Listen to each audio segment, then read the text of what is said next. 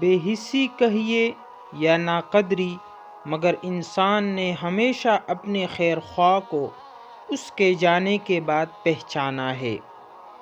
بے نسل لوگوں کی سب سے بڑی نشانی یہ ہوتی ہے کہ تم اسے جتنی بھی عزت دو گے وہ تمہیں تکلیف دیں گے۔ بڑی منزلوں کے مسافر چھوٹا دل کبھی نہیں رکھتے۔ انسان کے اخلاق، زبان، سوچ اور ظرف بتا دیتا ہے کہ وہ ان پڑھ ہے یا پڑھا لکھا ہے، یا پڑھا لکھا جاہل ہے۔ اپنی حد میں رہنا سیکھو۔ اپنی حد میں رہنا اللہ تعالیٰ کی بہت بڑی نعمت ہے۔ پانی حد سے بڑھ جاتا ہے تو طوفان بن جاتا ہے، اور انسان حد سے بڑھ جاتا ہے تو شیطان بن جاتا ہے۔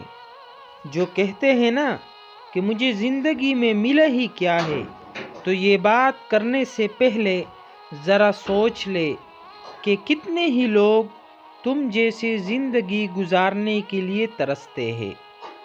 جو تم پر غصہ بھی کرے اور تعلق بھی ختم نہ کرے تو سمجھ جاؤ کہ وہ تمہارا سب سے بڑا دوست ہے۔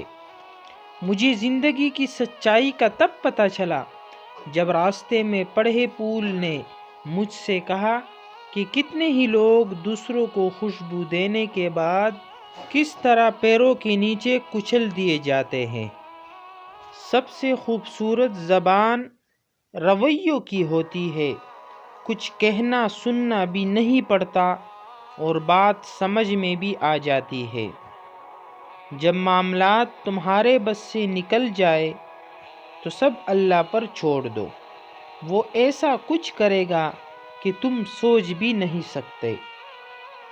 ہمارا بہت سا دکھ ہمارا اپنا انتخاب ہے۔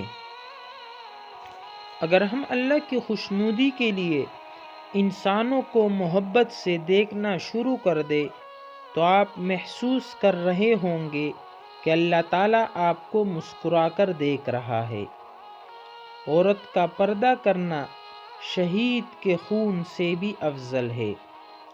آج کے دور میں عورت نے سر پر دوپٹہ لینا چھوڑ دیا تو مرد نے اس کی عزت کرنا چھوڑ دی۔ بچپن کے کھیل بند ہو جاتے ہیں تو نصیب کا کھیل شروع ہو جاتا ہے۔ عورت تمہیں کبھی نہیں بتائے گی کہ وہ تم سے محبت کرتی ہے۔ وہ ہمیشہ پسلیوں میں بات کرتے آئی ہے، لیکن جب اسے صبر آ جائے تو دنیا میں سب سے زیادہ مشکل کام اس کے دل میں دوبارہ جگہ بنانا ہے۔ جب تعلقات میں صرف آزمائش ہی آزمائش آ جائے تو بڑے بڑے ظرف بھی پگھل جاتے ہیں۔ کسی اور کے لیے سکھ ڈھونڈنے والے کے لیے سکھ آسمان سے برستے ہیں۔ ہنسی، مذاق اور غصے کے وقت انسان کا پتہ چل جاتا ہے کہ وہ کتنا مہذب انسان ہے۔